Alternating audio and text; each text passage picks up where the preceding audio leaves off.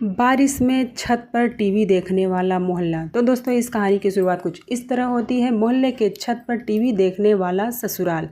जब से घर में नीचे से टीवी ऊपर आया है तब से तो मज़ा ही मज़ा है।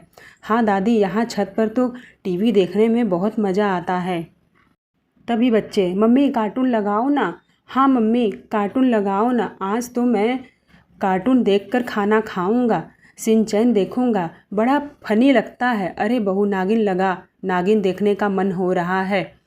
मुझे तो प्यार तूने क्या किया देखने का मन हो रहा है। भाभी, वो लगा दो। छत पर एक ही टीवी है लेकर हो रही बहस बढ़ती देख करण सबको शांत कराने की कोशिश करता है। अरे बहस करो यार, एक टीवी के लिए पूरा परिवार तो ऐसे लड़ रहा है जैसे चुनाव हो रहा है।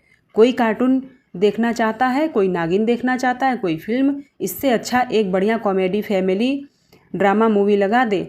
सब लोग साथ बैठकर देखेंगे, हंसेंगे और झगड़ा भी खत्म हो जाएगा। हाँ बेटा, बिल्कुल सही कह रहा है। परिवार के साथ बैठकर जो चीज़ देखे उसका मज़ा ही अलग होता है। टीवी का असली आनंद भी तभी है जब सब लोग बैठकर साथ में फैमिली मूवी देखें।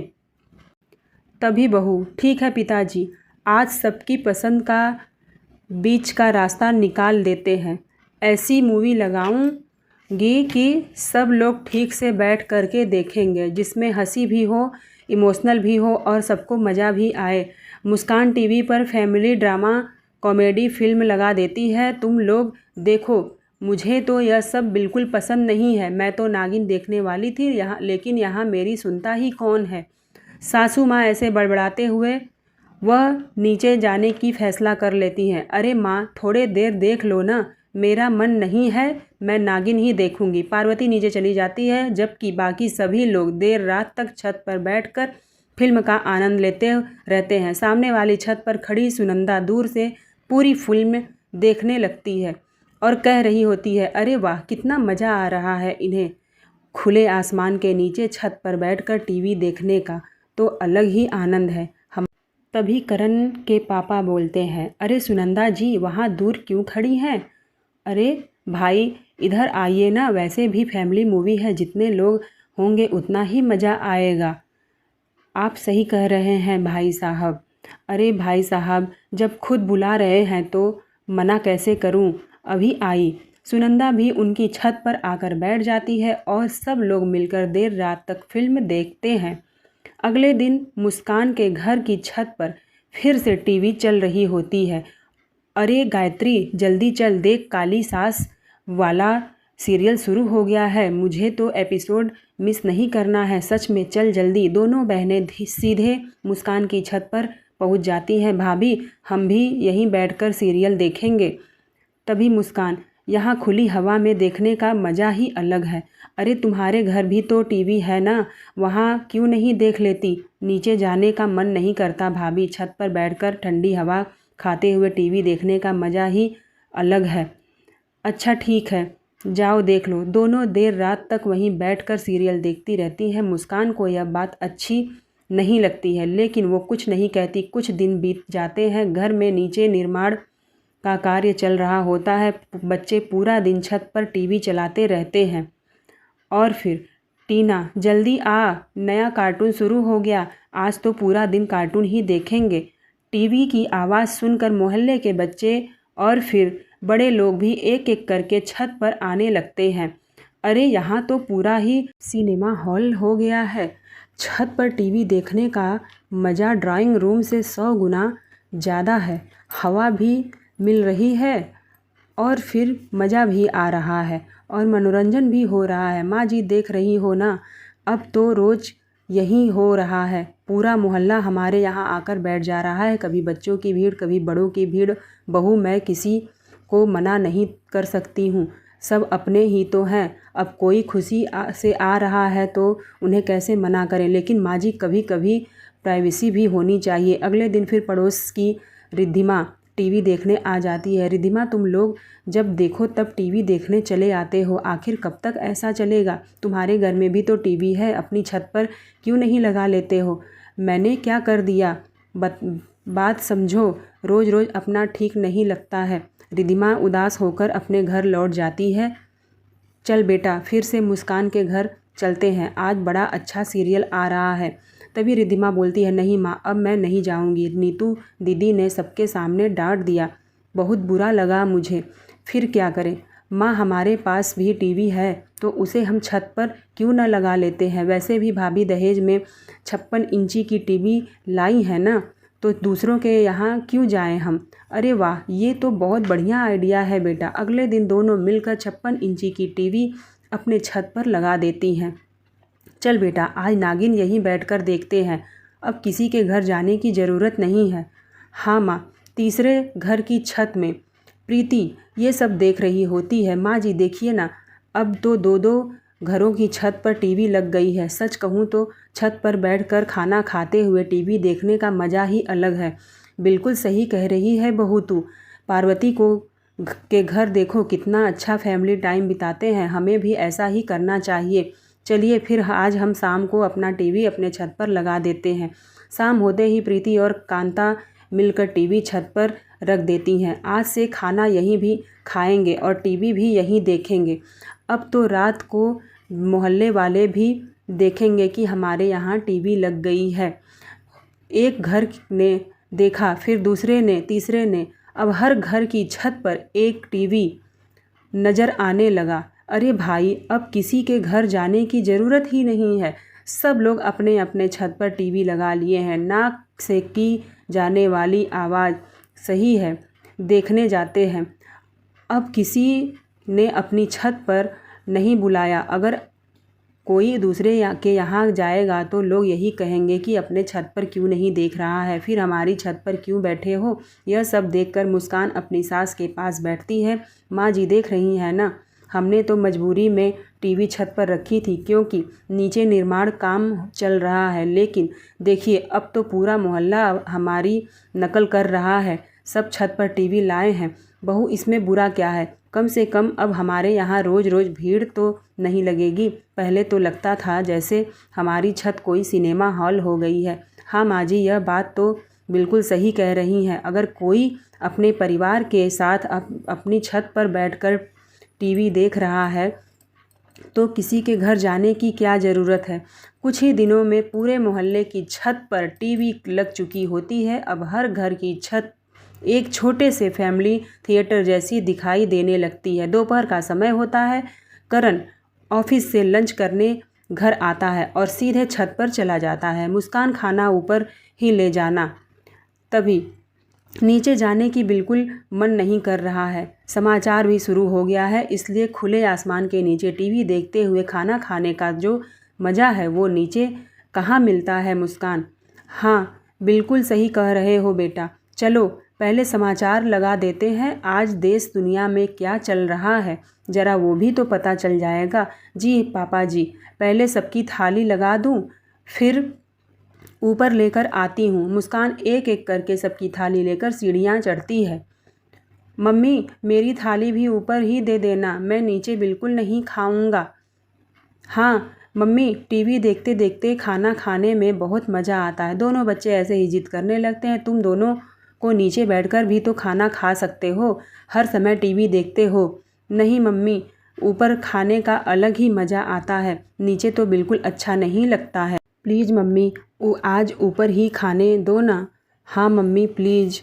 भाभी, मेरी भी थाली ऊपर ही ले आइएगा, मैं भी बच्चों के साथ बैठकर खाऊंगी। नीचे अकेले खाने में बिल्कुल मज़ा नहीं आता है। अब तो पूरा घर ही छत पर शिफ्ट हो गया है। दूसरी छत पर भी बिल्कुल यही नज़ारा होता है। मानवी, खाना ऊपर ही लेकर आ जाना, सास बोलती है। हाँ, समाचार शुरू हो गया है, ऊपर आकर फिर नीचे आने का मन नहीं कर रहा है। मानवी जी, अभी लाई, सबकी थालियाँ लगा रही हूँ। बहू, मेरे लिए थोड़ा अचार भी ले आना, और हाँ पापड़ भी सेक लेना। टीवी देखते हुए बिना पापड़ के खाना अधूरा लगता है। भाभी, मेरे लिए ठंडी छाछ भी ले आना और मेरे लिए थोड़ा सलाद भी काट देना। दोनों ननद, पति और सास सभी फरमाइश कर देते हैं। अब फिर क्या था। मानवी बार बार ऊपर नीचे करने लगती है, सीढ़ियाँ उतरने लगती है। प्रीति, जल्दी खाना ले आओ, आज यहीं बैठकर खाना खाएंगे। बहू, मेरे लिए दाल थोड़ी गर्म करके लाना। हाँ, अचार भी मत भूलना। माँ जी। प्रीति दोनों हाथों में थालियाँ लेकर ऊपर आती है और अरे प्रीति, अपनी पानी भी नहीं लाई और बहुत थोड़ा दही भी ले आना। ठीक है माँ जी।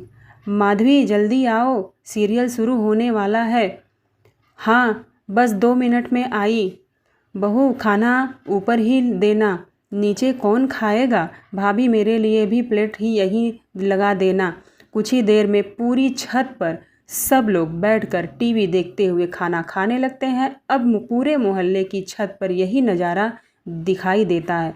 कहीं समाचार चल रहे हैं तो कहीं सीरियल, कहीं फिल्म, और हर छत पर परिवार साथ बैठकर खाना खा रहा होता है। खाना खत्म होने के बाद भी कोई नीचे नहीं उतरता है। बहू, बिस्तर यहीं लगा दो, आज यहीं सो जाएंगे। हाँ भाभी, ऊपर हवा भी अच्छी चल रही है, मैं भी यहीं थोड़ा आराम कर लेता हूँ। सभी लोग आराम से बिस्तर पर लेट जाते हैं। दूसरी तरफ मुस्कान नीचे उतरती है। पहले बर्तन समेटो, फिर रसोई साफ़ करो, फिर बचा हुआ खाना रखो। ऊपर सब आराम कर रहे हैं और नीचे सारा काम मेरे हिस्से में है। मानवी, प्रीति और माधवी की हालत बिल्कुल ऐसी ही होती है। चारों बहुएं नीचे रसोई में बर्तन समेटती हैं, सिंक भर जाता है, रसोई साफ़ करती हैं और जब तक काम खत्म होता है उनके पैर जवाब देने लगते हैं।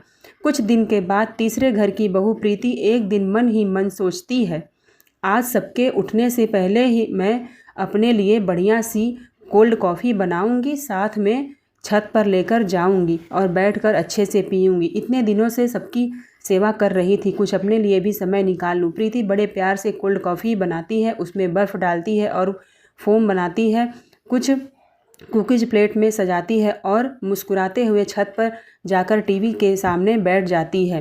वाह, यही तो चाहिए था, थोड़ी शांति, थोड़ा टीवी और मेरी पसंद की कोल्ड कॉफ़ी।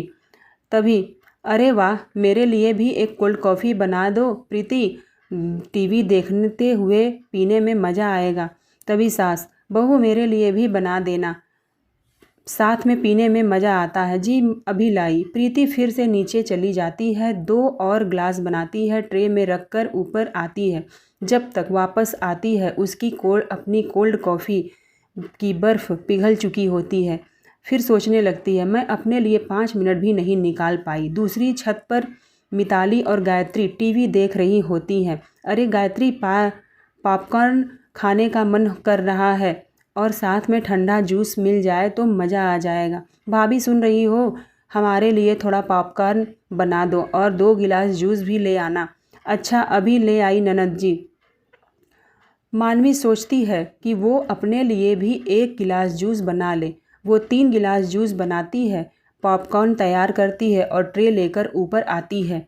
फिर क्या था, भाभी थोड़ा नमक भी ले आना और अगर सास तो वो भी ले आना। मानवी फिर नीचे चली जाती है। जब वापस आती है तो उसका अपना जूस गर्म हो चुका होता है, पॉपकॉर्न भी ठंडे हो चुके होते हैं।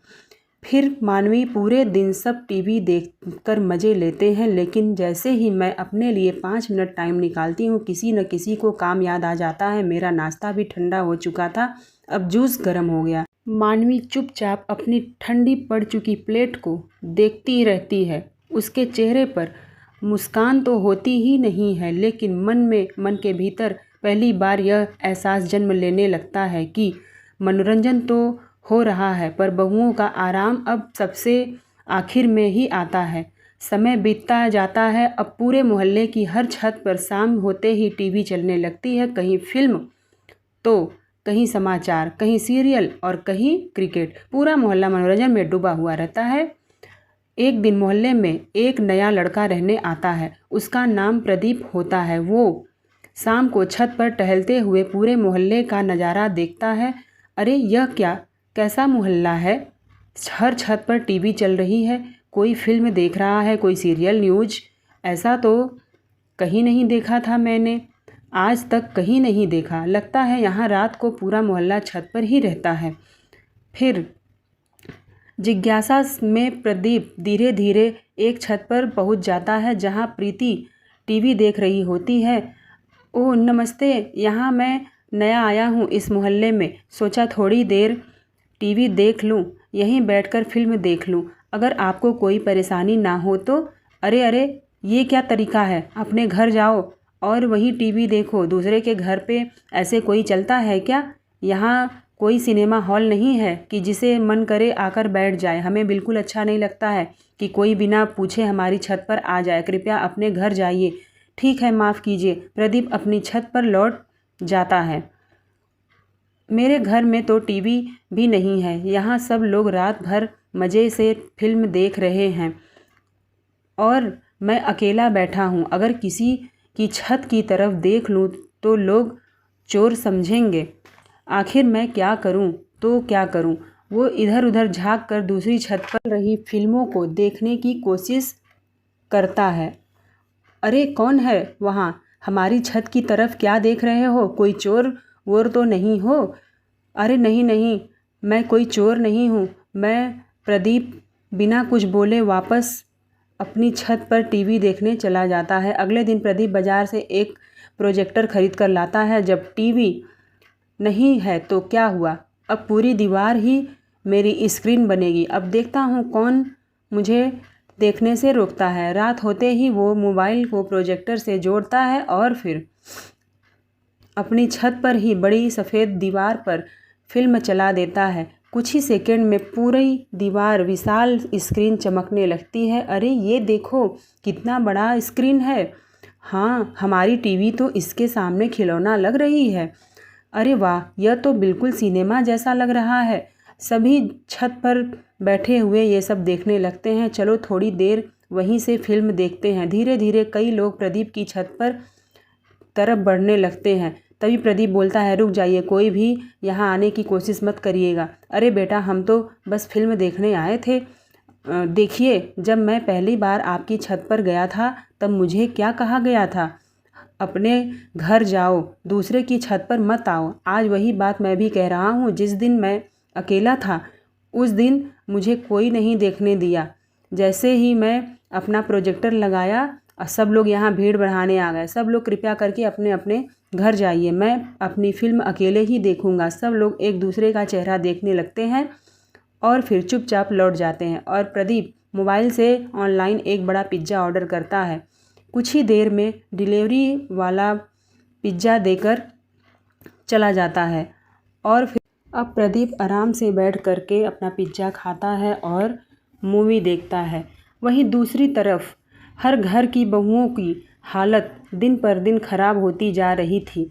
सुबह उठते ही रात तक सीढ़ियाँ चढ़ना उतरना, खाना ऊपर पहुँचाना, पानी देना, अचार देना, चाय देना और नाश्ता देना और फिर नीचे आकर बर्तन धोना, यही उनकी दिनचर्या बन चुकी होती है। एक दिन तीसरे घर में कांता फिर से आवाज़ लगाती है, अरे बहू, ज़रा ठंडा पानी लेकर आना। माँ जी अभी तो 5 मिनट पहले पानी देकर गई थी। तो क्या हुआ? अब फिर से लेकर आओगी तो क्या हो जाएगा? माँ जी, मेरी हालत ख़राब हो जाती है। दिन भर ऊपर नीचे सीढ़ियाँ चढ़ते उतरते मेरे पैर जवाब दे रहे हैं। जिसे पानी चाहिए वो एक बार नीचे आकर भी ले जा सकता है। क्या कहा तुमने? अब मुझे सिखाओगी कि तुम मुझे क्या करना चाहिए? सास को जवाब देने लगी हो। नहीं माँ जी, मेरा वो मतलब नहीं था। जाओ पहले पानी लेकर आओ। प्रीति चुपचाप नीचे चली जाती है। उसकी आंखें भर आती हैं लेकिन वो कुछ नहीं कह पाती। केवल प्रीति ही नहीं, मुस्कान, मानवी, माधवी, चारों घरों की बहुओं का कुछ यही हाल था। कोई पानी मांगता, कोई चाय मांगता, कोई नाश्ता, कोई तकिया, कोई चादर और बहुएं पूरे दिन सीढ़ियों पर दौड़ती रहती थी।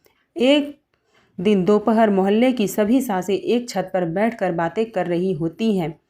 आजकल की बहुओं को काम ही नहीं करना। बिल्कुल सही कहा, बस टीवी देखने का बहाना चाहिए। जरा सा काम बोल दो तो चेहरा उतर जाता है। मेरी बहू तो आज मुझे ही समझाने लगी थी, नीचे आकर पानी ले लीजिए। इतनी जल्दी जवाब देना सीख गई है। आजकल की बहुएं आराम ज़्यादा करती हैं। उसी समय मुस्कान रसोई से ऊपर आ रही होती है। वो सीढ़ियों के पास रुक जाती है और सासों की सारी बातें सुनने लगती है।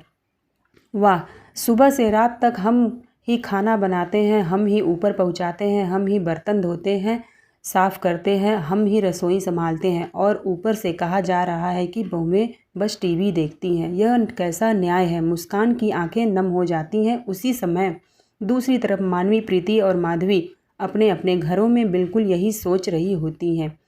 उन्हें पहली बार ऐसा एहसास होता है कि पूरे मोहल्ले का मनोरंजन तो बढ़ गया है, लेकिन उस मनोरंजन के बीच सबसे बड़ी कीमत सिर्फ बहुएं चुका रही होती हैं।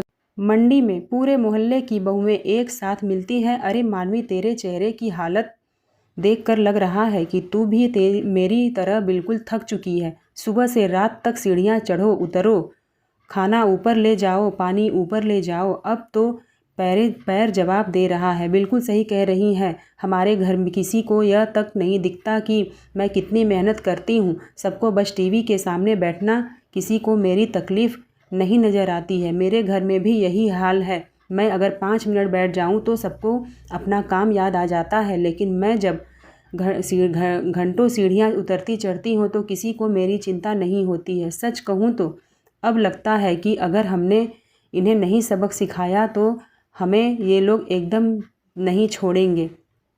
बिल्कुल सही कह रही हो, नहीं तो हमारी पूरी ज़िंदगी ऐसे ही निकल जाएगी। हाँ, अब अपने ससुराल वालों को सब कुछ सिखाना पड़ेगा। उसी समय मुस्कान चुपचाप टीवी का प्लग निकाल देती है। अरे यह टीवी क्यों नहीं चल रही है? लगता है प्लग निकल गया है। अरे बहू कहाँ हो, जल्दी प्लग लगा दो। तभी नीतू प्लग लगा देती है और कुछ ही सेकंड में टीवी फिर से चालू हो जाता है। इतनी जल्दी पकड़ लिया? मुस्कान सोचने लगती है। अगले दिन मानवी चुपके से घर का मेन स्विच बंद कर देती है। अब देखती हूँ बिना बिजली के कैसे टीवी देखते हैं। आज तो सब नीचे आकर आराम से खाना खाएंगे। लेकिन अरे कोई बात नहीं, टीवी नहीं चल रही है तो क्या हुआ, मोबाइल से हम कनेक्ट करके देखेंगे। बिल्कुल भैया सही कह रहे हो। अब नेट चलाकर सभी लोग मोबाइल से मूवी देखने लगते हैं। पूरा परिवार फिर छत पर बैठकर मोबाइल पर फिल्म देखता है और खाना खाता है। तभी मुस्कान, अरे इन लोगों को तो कोई फ़र्क ही नहीं पड़ रहा है। तीसरे घर में प्रीति चुपचाप केबल का तार काट देती है। अब तो टीवी किसी भी हालत में नहीं चलेगी। अरे ये सिग्नल क्यों नहीं आ रहा है? कोई बात नहीं, मोबाइल में हॉटस्पॉट चला लो। कुछ ही मिनटों में फिर से फिल्म चालू हो जाती है। माधवी सेटअप बॉक्स का कार्ड निकाल देती है और फिर अब तो टीवी नहीं चलेगी। सेटअप बॉक्स का कार्ड ही निकाल दी हूँ। अरे कार्ड कहाँ गया? तुरंत केबल वाले को बुलाओ। फिर क्या था, आधे घंटे में मैकेनिक आता है, कार्ड लगाता है और टीवी फिर से चालू हो जाती है। मेरी सारी मेहनत बेकार हो गई। अगले दिन सभी बहुएं फिर से मिलती हैं और फिर मैंने तो टीवी का प्लग निकाल दिया था, मैंने मेन स्विच बंद कर दिया था, मैंने तो उसका कार्ड ही निकाल दिया था, केबल ही काट दिया और मैंने सेटअप बॉक्स का कार्ड निकाल दिया था। फिर भी इन लोगों को कोई फ़र्क नहीं पड़ा। अब आखिरकार ये तो क्या करें? लगता है इन्हें टीवी से अलग करना नामुमकिन है। उसी समय पास से गुजर रही पार्वती, सुनंदा, कांता और प्रीति उनकी सारी बातें सुन लेती है। अच्छा, तो ये सब तुम लोगों का चाल थी, इसलिए कभी बिजली जाती थी तो कभी केबल कट जाती थी, कभी कार्ड गायब हो जाता था। बहू, टीवी से छेड़छाड़ करने की ज़रूरत नहीं है तुम्हें। हमें छत पर बैठकर टीवी देखना अच्छा लगता है। तुम्हें जो करना है कर लो, लेकिन टीवी कोई बंद नहीं करेगा। जी। चारों बहुएं चुपचाप खड़ी रह जाती हैं। दूसरी तरफ मोहल्ले की यह सब अनोखी आदत अब आसपास के लोगों में भी चर्चा का विषय हो चुका होता है। कुछ शरारती लोगों को पता चल जाता है कि इस मोहल्ले में लगभग सभी टीवी रात भर छत पर देख रहे होते हैं। छत पर महंगी टीवी रखी है और फिर उन्हें मौका मिल जाता है और रात को सब सो जाते हैं। आज आधी रात को सभी लोग सो जाते हैं। पूरा मोहल्ला गहरी नींद में सो रहा होता है। चोर एक एक करके कई घरों की छत पर चढ़ते हैं, धीरे धीरे टीवी खोलते हैं, उन्हें नीचे उतारते हैं और गाड़ी में रख कर फरार हो जाते हैं। सुबह होते ही पूरा मोहल्ला हंगामे से गूंज उठता है कि अरे हमारी टीवी कहाँ गई? कोई रात में टीवी चुरा ले गया। भाई, अरे हाँ, मेरी भी टीवी गायब हो गई, हमारे यहाँ भी टीवी नहीं है। हमारी भी गायब है। लगता है पूरे मोहल्ले में चोरी हो गई है। चारों बहुएं मन ही मन सोचती हैं, शायद अब सब लोग समझेंगे। अब शायद टीवी छत पर नहीं रखेंगे। अब शायद नीचे बैठकर खाना खाएंगे। लेकिन उनकी यह उम्मीद भी कुछ ही देर में टूट जाती है। कोई बात नहीं, आज ही नई टीवी लेकर आते हैं। बिल्कुल, टीवी चली गई तो क्या हुआ, नई खरीद कर ले आएंगे। सभी घर के पति बोलने लगते हैं कि अब नई टीवी खरीद करके आएगी। शाम तक सभी के घर में, चारों घर में नई टीवी आ जाती है। फिर से उन्हें छत पर रख दिया जाता है। फिर से कुर्सियां लग जाती हैं। फिर से टीवी चालू हो जाती है। पूरा मोहल्ला पहले की तरह मनोरंजन में फिर से डूब जाता है। मैं तो सोच रही थी चोरी के बाद शायद सबको सबक मिलेगी, लेकिन यहाँ तो कोई नई टीवी पहले से भी बड़ी आ गई। इन्हें चोरी का कोई फ़र्क ही नहीं पड़ा। लगता है यह सिलसिला अब कभी नहीं ख़त्म होगा। सच में टीवी बदल गई, लेकिन इन लोग की ज़िंदगी बिल्कुल नहीं बदली। चारों बहुएं बड़ी दूर खड़ी होकर सभी कुछ देख रही होती हैं और उन्हें समझ में नहीं आता है कि हम क्या करें। चोरी होने के बाद भी नई नई टीवी तो आ गई थी, लेकिन घरों का माहौल बिल्कुल नहीं बदला। हर दिन पहले जैसा ही चलता रहा। सबसे ज़्यादा परेशानी अब भी बहुओं को ही उठानी पड़ रही होती है। सुबह के 6 बजे पूरा घर सो रहा होता है, लेकिन मुस्कान की रसोई में काम शुरू हो चुका होता है। पहले सबके लिए नाश्ता बनाओ, फिर बच्चों का टिफ़िन, फिर चाय, फिर ऊपर नाश्ता पहुंचाओ। मेरी पूरी ज़िंदगी बस रसोई और सीढ़ियों से ही निकल जाएगी। मुस्कान, नाश्ता तैयार हो गया, ऊपर ही ले आना। अब न्यूज़ देखते देखते नाश्ता यहीं पे कर लूँगा। और चाय भी ले आना बहू, नीचे आने का बिल्कुल मन नहीं हो रहा है। बहू, मेरे लिए पराठे गरम गरम ले आना, ठंडे मत ले आना। दूसरी तरफ मानवी भी लगातार रसोई में लगी रहती है। बहू, चाय ठंडी हो गई, एक बार फिर गरम कर दे। हाँ माँ जी। भाभी, मेरे लिए सैंडविच बना देना और उसके साथ सॉस भी ले आना। सुबह से मैं एक बार भी बैठी नहीं हूँ। मानवी सोचने लगती है, लेकिन किसी को ये दिखाई नहीं देता है कि प्रीति, दोपहर का खाना जल्दी ले आना, फिल्म का सबसे अच्छा सीन आने वाला है। बहू, मेरे लिए रायता ले आना। हाँ माँ जी। फिर सलाद भी ले आना। ठीक है माँ जी। माधवी, शाम की चाय ऊपर ही दे देना। माधवी का पति बोलता है, भाभी मेरे लिए टमाटर की चटनी बना देना। ठीक है, बना दूंगी।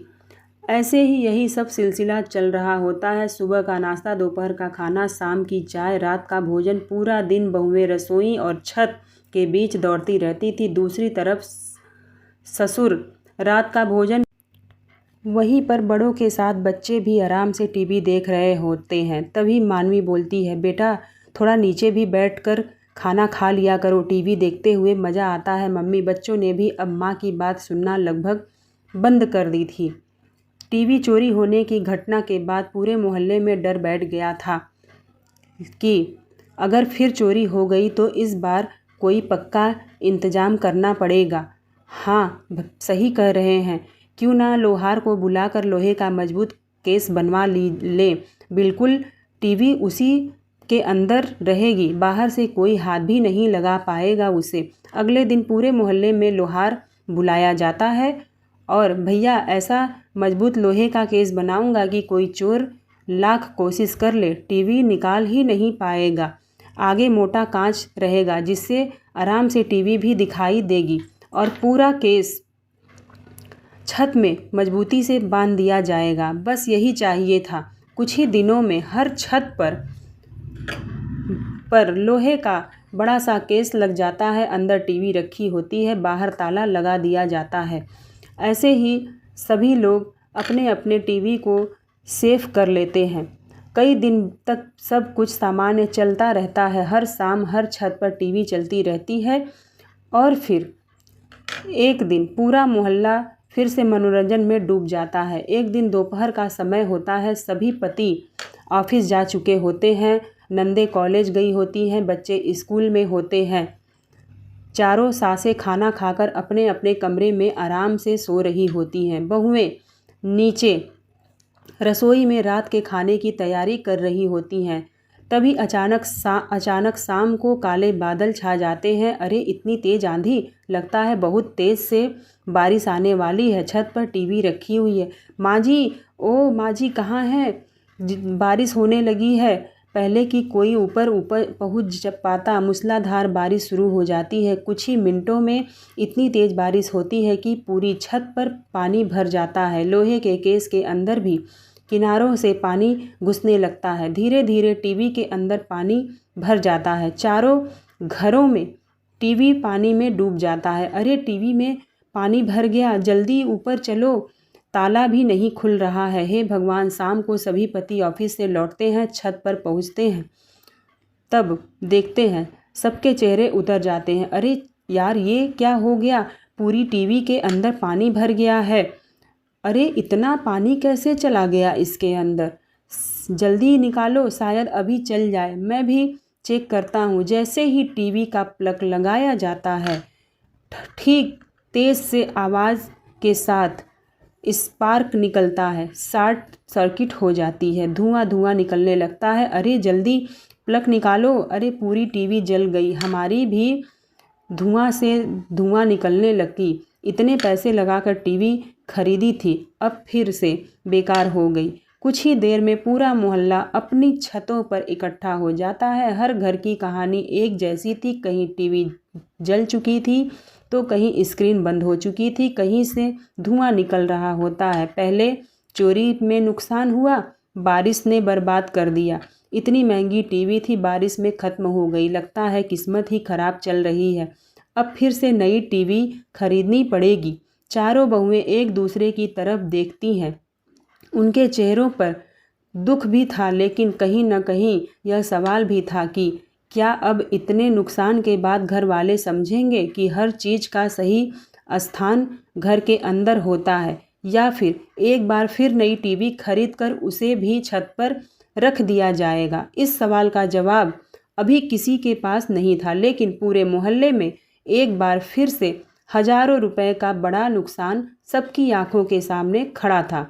बारिश में टीवी खराब होने के बाद भी पूरे मोहल्ले की छतों पर तनाव का माहौल छा जाता है। सभी लोग अपनी जली हुई टीवी देखकर बैठे होते हैं। सच कहूँ तो एक ही हफ्ते में हमें दो बड़े नुकसान हो गए। पहले चोर टीवी उठाकर ले गया, अब बड़ी मुश्किल से नई टीवी खरीदी, फिर सोचा लोहे का केस बनवा दूँ, लगातार सुरक्षित कर देंगे, लेकिन इस बारिश ने सब बर्बाद कर दिया। जितना मज़ा हमें छत पर टीवी देखकर मिलता रहा, उससे कहीं ज़्यादा सज़ा मिल गया। अब समझ में आ रहा है हर चीज़ की भी एक सीमा होती है। ज़रूरत से ज़्यादा किसी भी चीज़ का शौक़ आखिर नुकसान ही करता है। तभी चारों बहुएं एक साथ खड़ी हो जाती हैं और फिर वह बोलने लगती है, माँ जी, पिताजी, अब तो आपको समझ में आ गया होगा कि हम क्यों बार बार आपको दिन भर ऊपर नीचे भागते भागते हमारी हालत ख़राब हो जाती थी, लेकिन हमारी कोई नहीं सुनता था। हम आपका मनोरंजन छीनना नहीं चाहती थी, बस इतना कहना चाहती थी कि हमारी मेहनत में समझें और थोड़ा हमारा भी ख्याल रखें। सभी को अपनी गलती का एहसास होता है और वह बोलते हैं कि अब आगे से सब मिलकर बेहतर तरीका ढूंढेंगे। बहुओं की बातें सुनकर सभी घरवालों का सिर शर्म से झुक जाता है। बहू, हमें माफ़ कर दो, हमने कभी ये सोचा ही नहीं, हमारी खुशी के लिए तुम्हें कितना कष्ट उठाना पड़ता था। सच में गलती हमारी थी। अगले दिन सभी लोग टीवी मैकेनिक के पास टीवी लेकर जाते हैं। अरे इसमें तो पूरा पानी घुस चुका है, ये टीवी नहीं बन पाएगी, लेकिन स्क्रीन तक सब खराब हो गया है, इसे ठीक करना लगभग मुश्किल है। अब नई टीवी भी नहीं खरीदेंगे, जैसे पहले रहते थे हम वैसे ही अब रहेंगे। कुछ ही दिन बीत जाते हैं, बिना टीवी के छतें सूनी सूनी लगने लगती हैं और फिर परिवारों को महसूस होता है कि साथ बैठने की आदत छूट नहीं रही है। एक रात मोहल्ले में चारों बहुएं मिलकर एक बड़ा प्रोजेक्टर लगाती हैं और सामने वाली बड़ी सफ़ेद दीवार पर खूबसूरत फैमिली फिल्म चला रही होती हैं। कितना बड़ा स्क्रीन है, कितना मज़ा आ रहा है। अब यही सही तरीका है, किसी के घर अलग अलग टीवी रखने की ज़रूरत ही नहीं है।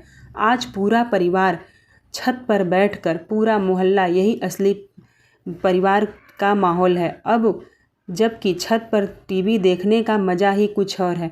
हम सब मिलकर एक साथ प्रोजेक्टर फिल्म लगाकर देख रहे हैं। बार बार दौड़ना पड़ेगा और ना ही अलग अलग हमें टीवी लगाने की ज़रूरत है। उस रात पूरा मोहल्ला एक साथ बैठकर हंसता है और फिल्म देखता है, और यह सब असली खुशी महंगी पड़ गई, बल्कि पूरे परिवार के साथ उसमें हर सदस्य भी हो गए। परिवार का मनोरंजन तभी सुंदर होता है जब उसमें हर एक मेहमान और सम्मान भी बराबर कद्र हो। क्या आपके मोहल्ले में भी कभी ऐसा अनोखा नज़ारा देखने को मिलता है? हमें कमेंट करके ज़रूर बताइएगा। दोस्तों, ये कहानी आप लोगों को कैसी लगी हमें कमेंट करिएगा और अपना प्यार और सपोर्ट बनाइए। धन्यवाद। राधे राधे। मिलते हैं नेक्स्ट वीडियो में। दोस्तों, मेरे चैनल पर सुपर थैंक्स चालू हो गया है और मेरे वीडियो के नीचे ज्वाइन बटन दबाइए, मुझे सपोर्ट करिए और इससे आपको भी फ़ायदा होगा और मुझे भी फ़ायदा होगा। दोस्तों, प्लीज़ ज्वाइन बटन ज़रूर दबाइए।